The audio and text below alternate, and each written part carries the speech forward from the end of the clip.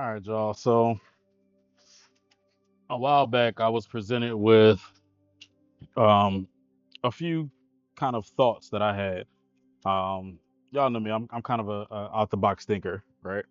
And so I kind of had this weird situation here at church where my live stream was sounding pretty good, um, but there's such a crazy delay coming from the DAW to the stream. And I was like, I'm probably just going to bypass the DAW, just create a bus. So my bus 2 and 3 is my live mix, right? So created the bus, got everybody mixed in pretty well, sounding good, is looking good. I'm actually pretty excited with the mix that I was having. Other than my lead singer and Bishop's mic was just a little thin to me. It wasn't for me rolling off the low end here inside the house to kind of prevent some feedback things.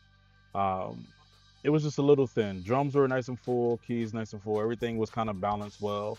Um, and as you all know, we continue to do the work. We don't just set it and forget it. We're always transitioning and writing those faders. Um, but the thought came to my mind. I said, inside of this Behringer X32 is the console that I'm using, as you guys can see. Um, and so inside of the Behringer X32, I have my I have all of my lead vocals. All of my vocalists are kind of my first eight, so that they can occupy my Midas preamps, right? And so as I was doing that, I'm like, all right, cool. I'm getting the sound that I want in house, but on my live stream, it's just a little bit thin. Um, and so in the recording world, the one thing that we do with something like that is we'll overdub the vocals so that those vocals can sound nice and full. We can do different EQ things. We can kind of increase some fundamental tones, and we can do different things that'll kind of fatten up the vocals, right? And so I said to myself, I know the routing of this console in and out. Why don't I take my Bishop's mic, Kayla, who's one of our lead singers, and Jackie, who's one of our lead singers? I'll show you where their inputs are. So I'll start with Jackie, who's on channel 3. Um, she's on uh, my digital snake, so she comes up as AO3. Kayla is coming up as AO4, and Bishop is AO6. I like everything to line up, guys. I'm one of those guys. It got to be 1 through 6. It's gonna be 1 through 6, not all over the place. Um, but so for my live stream, if you see me, I go here to my live stream mix. We have Jackie, Kayla, and Bishop's microphone here. Of course, Bishop is up a little bit higher. Chris was up higher earlier because someone had grabbed his mic and was doing announcements. I can actually bring him back down now. But those three are the main three that I tend to use. Actually, I don't know why I was on a DCA one. And then if you notice, even my DCAs, they're on channel 1, which means that they're my lead vocalists, and then all of my background singers are my DCA too. But the thought that I had in mind was I can take my lead vocalist. I had some open channels up back here on the back end that I wasn't really using. And so what I did was I brought her here. And then I went to my config and I put her on AO3. So now that one signal is being split into two different channels. What that does is it allows me to have the EQ for house, which isn't much. I take out what I need to take out. So it's not crazy. But then for my live stream mix for Jackie as well, I barely take out anything. I'm just rolling. I don't even know why I'm at 140. I'm just rolling off her low end just to kind of clean up the low end of the mix to allow room for kick drum, key bass, some of the male vocalists, things like that. I just wanted to just leave room for them.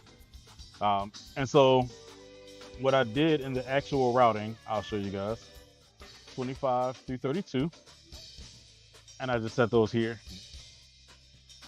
And so now what it allows me to do is I can take my local inputs, which is my pad. I have a drum pad back here, and then I have the rest of the channels here. But it allows me to be able to go in and do things like move things around the way that I need to. Now, you don't have to necessarily go into the user inputs, you can literally just go over to the configuration, hit the arrow, and just arrow down. So I can take this channel 29 and I can pull audio from any source of audio that I have going into my digital console and going into my digital snake that is downstage. And so what it allowed me to do was it allowed me to now do what we do in the recording studio, which was overdub her vocals. So now I have an overdub for Kayla, for Jackie. I have an overdub for Kayla, as well. Actually, I can take them off of DCAs. I don't want them under DCA control. And I have an overdub for Bishop's live microphone. And so the same exact thing is happening here. Just a small little roll off. Kayla has nothing on, Jackie has nothing on. So it's just a clean, clear signal that allows me now to do some different EQ patterns. And so right now it's flat, but when they're performing, I'll find Jackie's, like her fundamental tone. Her fundamental tone will live right around 805 hertz, and then right here. And so to kind of bump her above the mix without having to touch her gain, without having to touch her faders, anything like that, I just literally touch her fundamental tone and just raise her above, slightly above the mix.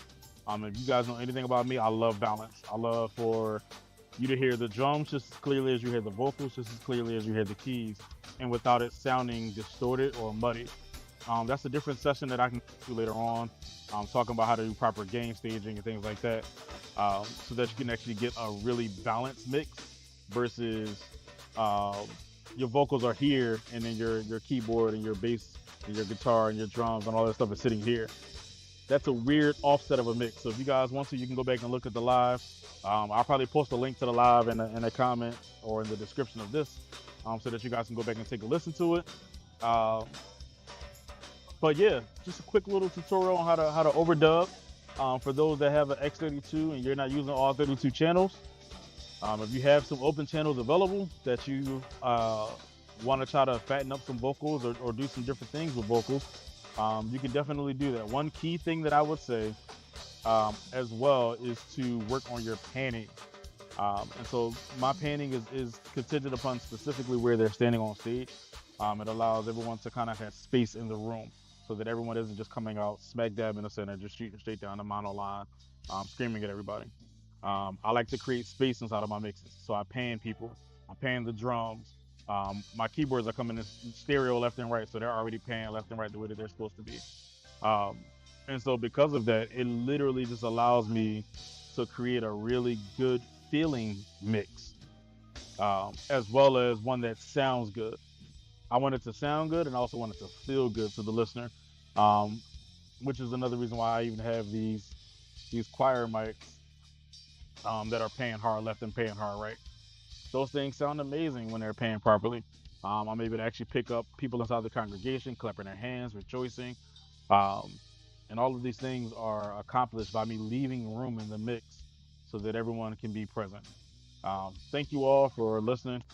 I am going to now, I'm at church, as you guys could probably still hear in the background, but I'll finish up this tutorial later on, but I did want to hurry up and get to this and show you guys how to overdub your live channels clear on a X32 versus having to go into a DAW and overdub the levels or the channels itself. So thank you guys for checking this out, and make sure that you like, comment, follow, subscribe, leave comments below. Let me know if you've ever tried this out. Let me know if you guys need help with trying this out. All right, peace. We ask that you have your way in this place. We bind up everything that's not like you, Father. Lord, we ask that you bring restoration and healing in this place, Father. Look on the souls that are watching online, God. Those that might be sick, those that might be shut in, God, but they need a touch from you. We ask right now that you touch their bodies, God. We ask right now that you meet them in their rooms right now. We